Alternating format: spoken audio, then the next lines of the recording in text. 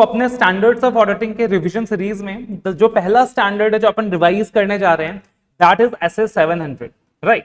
तो audit report के chapter के अंदर आता है वैसे एसएस 700। स्टैंडर्ड का नाम है forming an opinion and reporting on financial statements. आप नोट्स कहां से डाउनलोड करोगे सर?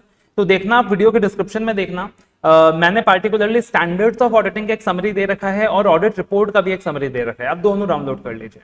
तो ऑडिट रिपोर्ट का जो समरी दे रखा है उसके अंदर आपको ऐसा 700, 701, 705, 706 के नोट्स मिलेंगे और बाकी सारे स्टैंडर्ड्स आपको स्टैंडर्ड्स वाली सीरीज में मिलेंगे, ठीक है। अब देखिएगा ये पार्टिकुलर स्टैंडर्ड का ऑब्जेक्टिव क्या है, ये स्टैंडर्ड कहना क्या चाहता है। बहुत ही सिंपल है, बहुत ही आसान है। देखना, अल्टीमेटली एज ए ऑडिटर मेरा ऑब्जेक्टिव क्या है। अल्टीमेटली एज ए ऑडिटर मेरा जो ऑब्जेक्टिव है वो है ओपिनियन एक्सप्रेस करना। क्या है सर? ओपिनियन एक्सप्रेस करना। और ओपिनियन किस चीज के बारे में देना होता है मेरे को कि जो भी मेरा फाइनेंशियल स्टेटमेंट्स बना है वो फाइनेंशियल रिपोर्टिंग फ्रेमवर्क के हिसाब से बना है कि नहीं बना।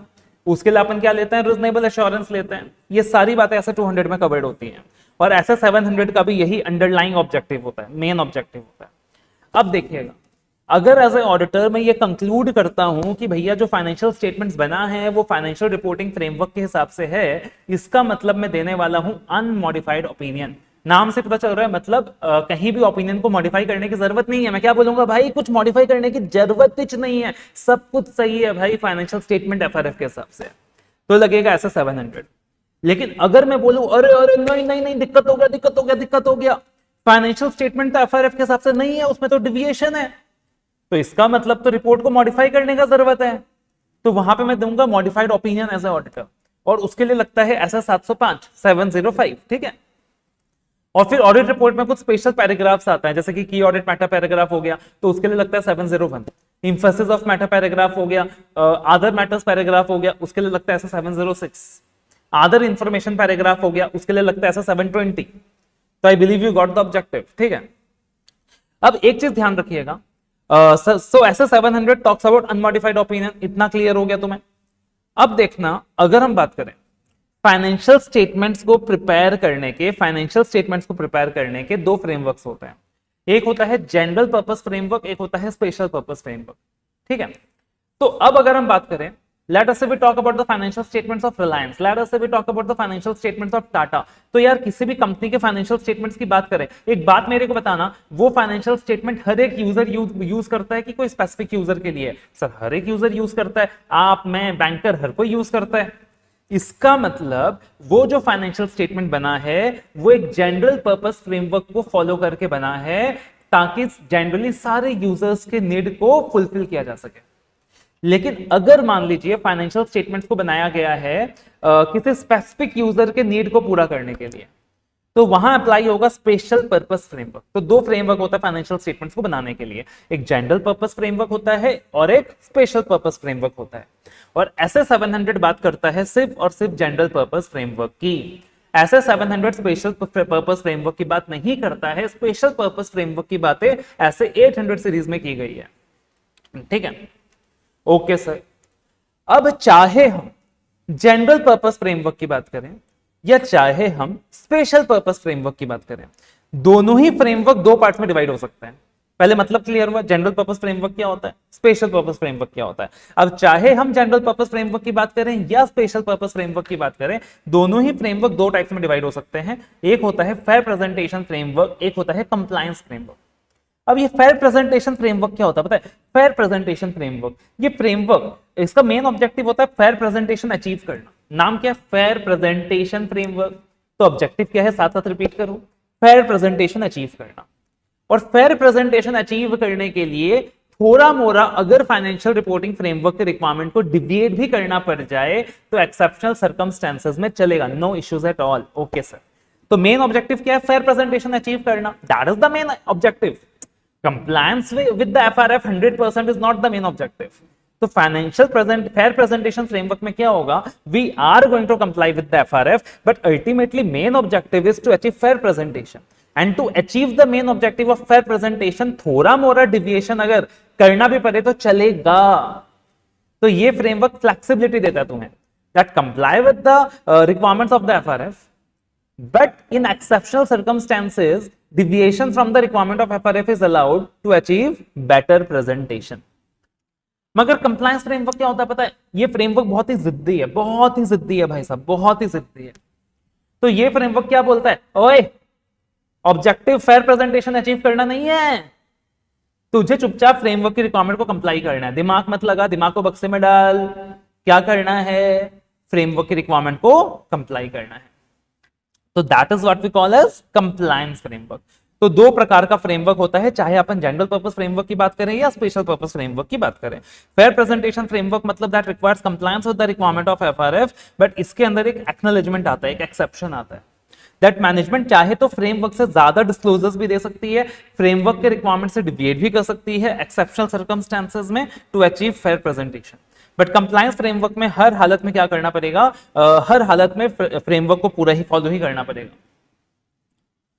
उसके बाद ऐसा 700 किस चीज की बात करता है, forming an opinion on financial statements की बात करता है। किस चीज की बात करता है sir, forming an opinion of financial statements की बात करता है। ऐसा 700 बोलता है कि ऑडिटर को क्या करना है, एक ओपिनियन फॉर्म करना है कि फाइनेंशियल स्टेटमेंट्स भाई साहब एफआरएफ के हिसाब से बना है या नहीं बना है, फाइनेंशियल स्टेटमेंट्स एफआरएफ के हिसाब से बना है या नहीं बना है। अब ये इवैल्यूएट करने के लिए कि फाइनेंशियल स्टेटमेंट एफआरएफ के हिसाब से बना है या नहीं बना है, ऑडिटर को लेना पड़ेगा रीजनेबल एश्योरेंस। क्या लेना पड़ेगा, रीजनेबल एश्योरेंस लेना पड़ेगा। अब रीजनेबल एश्योरेंस लेने के लिए ऑडिटर को कुछ बातें इवैल्यूएट करनी होंगी, रीजनेबल एश्योरेंस लेने के लिए ऑडिटर को कुछ बातें इवैल्यूएट करनी होंगी। कौन सी बातें इवैल्यूएट करनी होंगी? सबसे पहली चीज, भाई मेरे को एविडेंस मिला कि नहीं मिला, that is the base of the audit, कि मेरे को एविडेंस मिला कि नहीं मिला। तो पहला मेरे को इवैल्यूएट करना पड़ेगा, भाई मेरे को सफिशिएंट एप्रोप्रिएट ऑडिट एविडेंसेस मिला कि नहीं मिला। दूसरा मेरे को क्या इवैल्यूएट करना पड़ेगा कि भाई जो भी मिस स्टेटमेंट्स मेरे को मिले हैं क्या वो मटेरियल हैं, जो भी मिस स्टेटमेंट्स मिले हैं मेरे को क्या वो मटेरियल हैं। बिकॉज अगर मिस स्टेटमेंट्स मटेरियल नहीं होंगे तो मैं अनमॉडिफाइड ओपिनियन दूंगा, और अगर मिस स्टेटमेंट्स मटेरियल होंगे तो मैं मॉडिफाइड ओपिनियन दूंगा। ठीक है जी। और तीसरी चीज पार्टिकुलरली मेरे को क्या करना पड़ेगा, टू इवैल्यूएट कि फाइनेंशियल स्टेटमेंट्स एफआरएफ के हिसाब से बना है कि नहीं बना है, मेरे को कुछ बातें इवैल्यूएट करनी होंगी। मेरे को क्या देखना होगा कि भाई सब जो भी अकाउंटिंग पॉलिसीज फॉलो किया गया है, जो भी अकाउंटिंग पॉलिसीज फॉलो किया गया है, क्या वो अकाउंटिंग पॉलिसीज एप्रोप्रिएट हैं और क्या अकाउंटिंग पॉलिसीज कंसिस्टेंटली फॉलो हो रही हैं। क्या अकाउंटिंग पॉलिसीज एप्रोप्रिएट हैं और क्या अकाउंटिंग पॉलिसीज कंसिस्टेंटली फॉलो हो रही हैं, पहली बात। दूसरी चीज कि मैनेजमेंट ने जो भी एस्टिमेट्स बनाया है वो रिजनेबल बनाया कि नहीं। देखिएगा फाइनेंशियल स्टेटमेंट्स में दो बातें होती हैं, एक होता है एक्चुअल्स, दूसरा होता है एस्टिमेट। तो जो भी एस्टिमेट बनाया गया फाइनेंशियल स्टेटमेंट में, जो भी प्रोविजंस वगैरह बनाया गया है वो रिजनेबल है कि नहीं है। फिर फाइनेंशियल स्टेटमेंट्स बनाते वक्त क्वालिटेटिव कैरेक्टरिस्टिक्स का ध्यान रखा गया है कि नहीं, कि फाइनेंशियल स्टेटमेंट रेलेवेंट है कि है नहीं, रिलायबल है कि नहीं, यूजर के लिए अंडरस्टैंडेबल है कि नहीं, कंपैरेबल है कि नहीं। फिर फाइनेंशियल स्टेटमेंट्स के अंदर प्रॉपर डिस्क्लोजर्स दिए गए हैं कि नहीं। एंड फाइनली जो भी टर्मिनोलॉजीज फाइनेंशियल स्टेटमेंट्स को बनाने में यूज की गई है वो एप्रोप्रिएट है कि नहीं। भाई साहब करंट एसेट्स को करंट एसेट्स ही बोलना पड़ेगा, आप करंट एसेट्स को कुछ अलग नाम नहीं दे सकते हो, ठीक है ना। पीपीई को पीपीई बोलना पड़ेगा, आप उसको कुछ अलग नाम नहीं दे सकते हो। तो जो भी टर्मिनोलॉजीज यूज किया गया है वो एप्रोप्रिएट है कि नहीं है। एंड फाइनली जब financial statements fair presentation framework के हिसाब से प्रिपेयर हुआ है तो ऑडिटर इवैल्यूएट करेगा कि यार फेयर प्रेजेंटेशन का जो ऑब्जेक्टिव है वो फुलफिल भी हो रहा है कि नहीं हो रहा, whether that objective is being fulfilled। तो ये हो गया सारा evaluations by the auditor while forming an opinion on the financial statements। उसके बाद एक जो इंपॉर्टेंट टॉपिक आता है ऐसे 700 में, contents of the audit report, कि ऑडिट रिपोर्ट के कंटेंट्स क्या क्या होंगे। भाई याद करने का तरीका बहुत ही सिंपल है, आप ऑडिट करने के लिए गए हो अपने ताऊ का, किसका ऑडिट करने के लिए गए हो, अपने ताऊ का ऑडिट करने के लिए गए हो। हमारे रिलेशन में होता है ना ताऊ, पापास ब्रदर ताऊ। अब ताऊ का ऑडिट करने के लिए गए, तुमने क्या देखा भाई साहब, तुमने क्या देखा कि सब कुछ बहुत ही गड़बड़ है, मतलब कंपनी का एकदम गोइंग कंसर्न खतरे में है। तुमने ताऊ को बोला, तुम ताऊ का ऑडिट करने के लिए गए, तुमने ताऊ को बोला ताऊ गोइंग कंसर्न खतरे में है। क्या बोला, ताऊ गोइंग कंसर्न खतरे में है। सुनते ही ताऊ चले गए कोमा में, सुनते ही ताऊ चले गए कोमा में। कहां चले गए, कोमा में चले गए। और उस वक्त ताऊ कहां बैठे थे, ताऊ डीपीएस में बैठे थे, दिल्ली पब्लिक स्कूल में बैठे थे। तो कंटेंट्स ऑफ ऑडिट रिपोर्ट, ताऊ को ऑडिट करने के लिए गए, गोइंग कंसर्न खतरे में, कोमा में चले गए, कोमा इन डीपीएस। तो कैसे याद करोगे contents of audit report, T for title, बोलो मेरे साथ, T for title, A for addressee, A for auditor's opinion, okay sir, O for opinion, that is basis for opinion. उसके बाद ताऊ को ऑडिट करने के लिए गए, क्या बोला, गोइंग कंसर्न खतरे में है, तो गोइंग कंसर्न पैराग्राफ। ताऊ कहां चले गए, कोमा में चले गए, तो के फॉर की audit matters paragraph. O for other information paragraph, M for management responsibility paragraph, A for auditor's responsibility paragraph. ठीक है ना? ऑडिटर्स रिस्पॉन्सिबिलिटी पैराग्राफ के अंदर ही एक छोटा सा पैराग्राफ आता है, location of description of auditors responsibilities, और फिर आता है डीपीएस, डेट प्लेस सिग्नेचर, और बीच में एक अदर रिपोर्टिंग रिस्पॉन्सिबिलिटीज करके आता है। तो कंटेंट्स ऑफ ऑडिट रिपोर्ट, सबसे पहले क्या आएगा सर? Title title title. तो ऑडिटर रिपोर्ट में क्लियरली लिखा होगा कि ये एक इंडिपेंडेंट ऑडिटर्स रिपोर्ट है। उसके बाद एड्रेस सी, हम रिपोर्ट को किसको एड्रेस कर रहे हैं? तो टू द शेयर होल्डर्स, ठीक है ना, टू द शेयर होल्डर्स। उसके बाद ऑडिटर्स ओपिनियन। अब ओपिनियन पैराग्राफ में क्या आएगा सर? ओपिनियन पैराग्राफ में दो चीजें आएंगी, सबसे पहले ऑडिटर का ओपिनियन क्या है, और दूसरा एंटिटी का इंट्रोडक्शन। तो ओपिनियन पैराग्राफ में दो चीजें आएंगी, एक ओपिनियन आएगा, एक एंटिटी का इंट्रोडक्शन आएगा। तो एंटिटी के इंट्रोडक्शन में क्या आएगा? सोचो सोचो सोचो, तुम रिलायंस का ऑडिट कर रहे हो, क्या लिखोगे? अच्छा मैं रिलायंस का ऑडिट कर रहा हूं, अच्छा मैं रिलायंस का 2023-24 का फाइनेंशियल स्टेटमेंट ऑडिट कर रहा हूं। फिर सोचो क्या बोलोगे? अच्छा मैं बैलेंस शीट P&L का ऑडिट कर रहा हूं, कैश फ्लो स्टेटमेंट का ऑडिट कर रहा हूं, यही बोलोगे ना? तो ओपिनियन सेक्शन में तुम क्या बताओगे? तुम बताओगे किस एंटिटी का ऑडिट कर रहे हो, तुम स्टेट करोगे कि मैं फाइनेंशियल स्टेटमेंट का ऑडिट कर रहा हूं, तुम बताओगे मैं कौन कौन से कंपोनेंट्स ऑफ फाइनेंशियल स्टेटमेंट का ऑडिट कर रहा हूं, जो भी अकाउंटिंग पॉलिसीज वगैरह फॉलो की गई है उनके समरी के बारे में बताओगे, एंड स्पेसिफाई करोगे time period covered by the audited financial statements. ठीक है, that is what you are going to do, that is क्या करने वाले हो? स्पेसिफाई करने वाले हो टाइम पीरियड। फिर उसके बाद आने वाला बेसिस फॉर ओपिनियन पैराग्राफ। अब एकदम सिंपल सी चीज है, तुमको क्या बताना है भाई? मैंने जो ओपिनियन दिया है क्यों दिया है? अगर मैंने अनमॉडिफाइड ओपिनियन दिया तो क्यों दिया? तो बेसिस फॉर ओपिनियन में क्या आएगा कि भाई मैंने स्टैंडर्ड्स ऑफ ऑडिटिंग के हिसाब से काम किया है, मैंने कोड ऑफ एथिक्स की रिक्वायरमेंट फॉलो करी है, और मैंने प्रॉपर एविडेंसेस लिए हैं। तो बेसिस ऑफ ओपिनियन पैराग्राफ में मेनली तीन चीजें आएंगी। सबसे पहले तुम बोलोगे, क्या बोलोगे? सबसे पहले तुम बोलोगे, क्या बोलोगे? सर सर सर मैंने स्टैंडर्ड्स ऑफ ऑडिटिंग कंप्लाई किया है। फिर क्या बोलोगे? सर मैंने SAAE ऑब्टेन किया है। फिर क्या बोलोगे? मैंने कोड ऑफ एथिक्स की रिक्वायरमेंट फॉलो की है, एंड अकॉर्डिंगली मैं कंक्लूड कर पा रहा हूं कि अनमॉडिफाइड ओपिनियन है। उसके बाद गोइंग कंसर्न पैराग्राफ। अब गोइंग कंसर्न पैराग्राफ में क्या आएगा? अगर कोई भी मटेरियल अनसर्टेनिटी है with respect to going concern, अगर कोई भी मटेरियल अनसर्टेनिटी है with respect to going concern, तो उसका डिस्क्लोजर इस पैराग्राफ में आएगा। बाकी अपन डिटेल्स में इसके बारे में ऐसे 570 में डिस्कस करेंगे, ठीक है ना? उसके बाद आएगा की ऑडिट मैटर्स पैराग्राफ। अब की ऑडिट मैटर्स पैराग्राफ में क्या आएगा? तो भाई तुमने जो भी बातें एज ए ऑडिटर दोस्त एज गवर्नेंस को कम्युनिकेट की हैं, उनमें से जो भी सिग्निफिकेंट मैटर है, तुमको लगता है कि यार यूजर को भी पता होना चाहिए, यार अपने और TCWG के बीच क्या क्या बात हुआ है इसके बारे में यूजर को भी पता होना चाहिए, मतलब इन चीजों के बारे में यूजर को भी नॉलेज होना चाहिए, तो तुम उन बातों को की ऑडिट मैटर्स पैराग्राफ में डिस्क्लोज करोगे। और इसके बारे में भी अपन डिटेल्ड में 701 में पढ़ेंगे। फिर एक अदर इंफॉर्मेशन पैराग्राफ करके आएगा, इसके बारे में अभी सिर्फ तुम नाम देख लो, अदर इंफॉर्मेशन पैराग्राफ, डिटेल्ड में हम 720 में देखते हैं। फिर आता है मैनेजमेंट रिस्पॉन्सिबिलिटी पैराग्राफ। क्या आता है? Management responsibility paragraph. तो यहाँ पे मैनेजमेंट की सारी रिस्पॉन्सिबिलिटीज आ जाएंगी कि भाई फाइनेंशियल स्टेटमेंट्स FRF के हिसाब से बनाना मैनेजमेंट का काम है, कंट्रोल्स बराबर से डिजाइन करना मैनेजमेंट का काम है, गोइंग कंसर्न एजम्पशन फॉलो करना मैनेजमेंट का काम है। तो सारा मैनेजमेंट का रिस्पॉन्सिबिलिटी आ जाएगा। फिर आ जाएगा ऑडिटर्स रिस्पॉन्सिबिलिटीज। अब देखना यार, ऑडिटर्स रिस्पॉन्सिबिलिटीज की बात करें ना, तो पूरे ऑडिट में तुम एक तरीके से जितनी भी चीजें अलग अलग स्टैंडर्ड्स में करते हो, सब कुछ तो रिस्पॉन्सिबिलिटीज में आ जाएगा ना भाई। एविडेंसेस लेना तुम्हारी रिस्पॉन्सिबिलिटी है, प्रोफेशनल स्केप्टिसिज्म फॉलो करना तुम्हारी रिस्पॉन्सिबिलिटी है, प्रोफेशनल जजमेंट अप्लाई करना तुम्हारी रिस्पॉन्सिबिलिटी है, एस्टिमेट्स वगैरह देखना तुम्हारी रिस्पॉन्सिबिलिटी है। तो अल्टीमेटली अलग अलग स्टैंडर्ड में तुम जो जो चीजें पढ़ते हो सब कुछ रिस्पॉन्सिबिलिटी में आ जाएगा, है कि नहीं? हाँ कि ना? बिल्कुल सही बात है।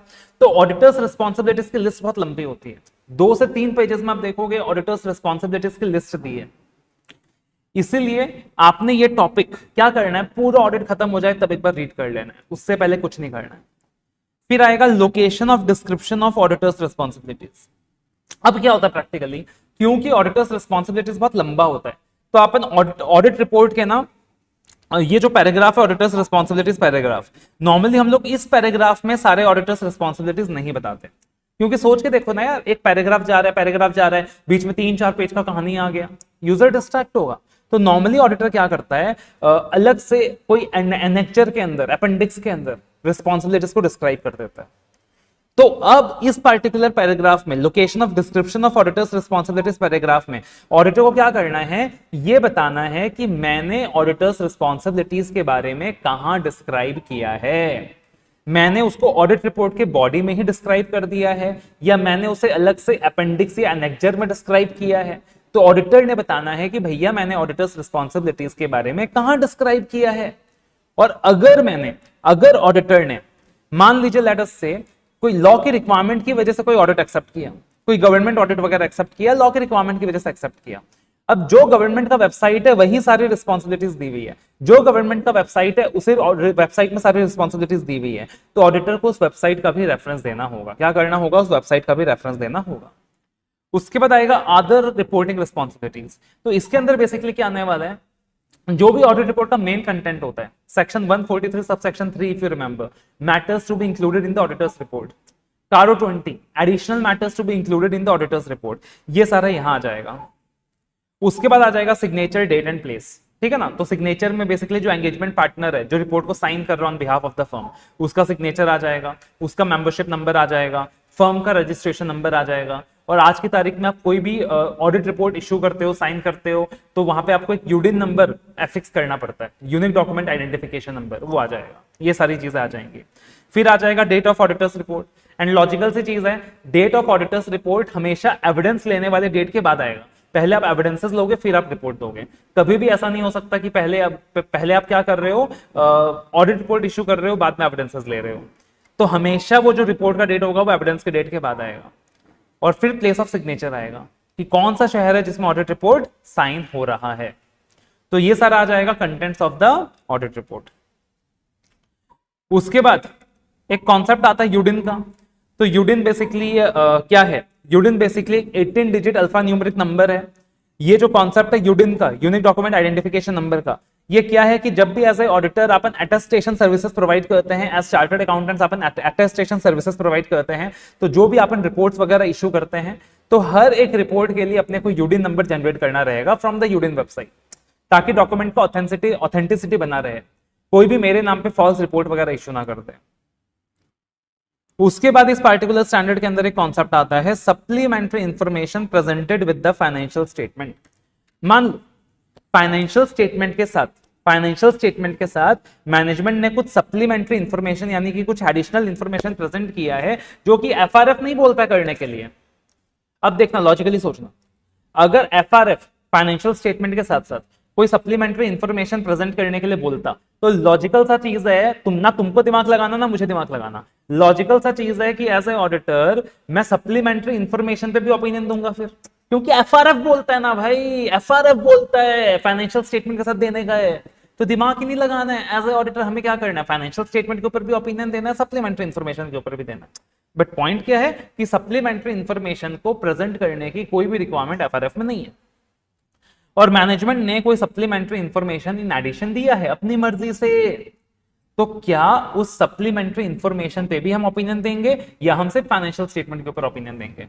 तो यहां पे क्या बोला गया है, आप ये देखना कि जो सप्लीमेंट्री इंफॉर्मेशन फाइनेंशियल स्टेटमेंट के साथ दिया गया है, क्या वो फाइनेंशियल स्टेटमेंट का इंटीग्रल पार्ट है क्या इंटीग्रल पार्ट है क्या?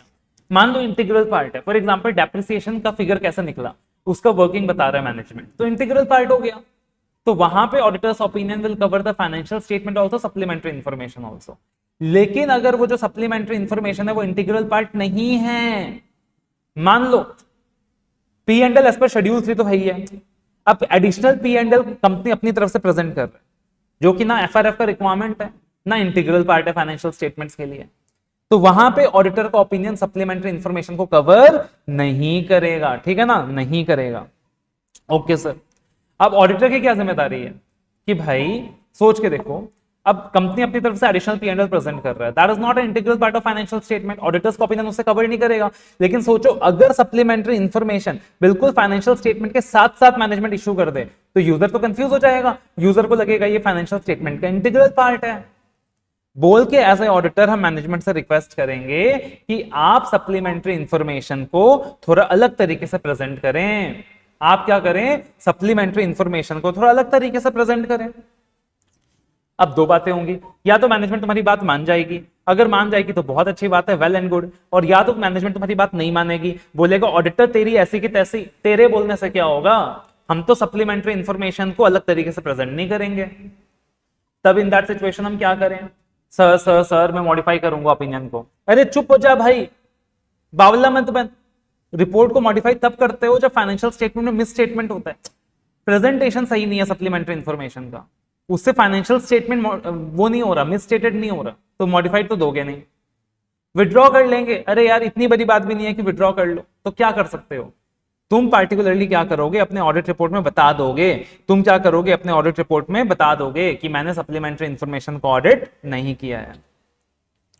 और एक लास्ट टॉपिक आता है स्टैंडर्ड का, audit report conducted in accordance with both SS and international standards on auditing. ठीक है, अब यहां पे क्या बोला जा रहा है, बोला ऐसा हो सकता है सर मैं किसी क्लाइंट का ऑडिट कर रहा हूं, उसके ऊपर पार्टिकुलरली मेरे को स्टैंडर्ड्स ऑफ ऑडिटिंग भी रेफर करना पड़ेगा और इंटरनेशनल स्टैंडर्ड्स भी रेफर करने पड़ेंगे। क्या करने पड़ेंगे, स्टैंडर्ड्स भी रेफर करने होंगे और इंटरनेशनल स्टैंडर्ड्स भी रेफर करने होंगे। मान लो लेटर से एक इंडियन कंपनी है जिसकी पेरेंट कंपनी युगांडा में है, तो मेरे को स्टैंडर्ड्स भी फॉलो करने होंगे, इंटरनेशनल स्टैंडर्ड्स भी फॉलो करने होंगे। अब सवाल ये आता है कि जब मैं ऑडिट रिपोर्ट बनाऊंगा तो वहां पे मैं लिखता हूं कि we have complied with the standards of auditing, तो वहां पे मैं सिर्फ स्टैंडर्ड्स ऑफ ऑडिटिंग का रेफरेंस दूंगा या इंटरनेशनल स्टैंडर्ड्स का भी रेफरेंस दूंगा, सवाल ये आता है। तो लॉजिकली सोचो यहाँ पे, प्रैक्टिकली यार एज ए ऑडिटर तुमने दुनिया भर के स्टैंडर्ड्स की तो पढ़ाई करनी रखी है, तुमको क्या पढ़ाया गया, इंडियन स्टैंडर्ड्स ऑफ ऑडिटिंग, है ना। लेकिन होता क्या है, दुनिया भर के स्टैंडर्ड सिमिलर होते हैं, यूनिफॉर्म होता है, दुनिया भर के सारे स्टैंडर्ड सिमिलर होते हैं, यूनिफॉर्म होते हैं। तो तुम ये देख लेना इंडियन स्टैंडर्ड और इंटरनेशनल स्टैंडर्ड मैच कर रहा है क्या। मान लो इंडियन स्टैंडर्ड और इंटरनेशनल स्टैंडर्ड में कोई कॉन्फ्लिक्ट है ही नहीं, तो भाई इन दैट सिचुएशन क्या हो गया कि दोनों सेम है, तो तुम स्टैंडर्ड्स का भी रेफरेंस दे सकते हो, इंटरनेशनल स्टैंडर्ड्स का भी रेफरेंस दे सकते हो। बट मान लो इंटरनेशनल स्टैंडर्ड्स बिल्कुल अलग है, अलग डायरेक्शन में जा रहे हैं और हमारे स्टैंडर्ड्स अलग डायरेक्शन में जा रहे हैं, स्टैंडर्ड्स फॉलो करने पे अलग ओपिनियन आएगा, इंटरनेशनल स्टैंडर्ड्स फॉलो करने से अलग ओपिनियन आएगा। तो इन दैट सिचुएशन लॉजिकल सी चीज है, मैं इंटरनेशनल स्टैंडर्ड्स का रेफरेंस नहीं दूंगा, मैं सिर्फ स्टैंडर्ड्स का रेफरेंस दूंगा, क्योंकि भाई मैं इंटरनेशनल स्टैंडर्ड्स का रेफरेंस दूंगा तो वो गलत हो जाएगा, मेरे को तो इंटरनेशनल स्टैंडर्ड्स का नॉलेज नहीं है। तो that is what it says, ठीक है ना।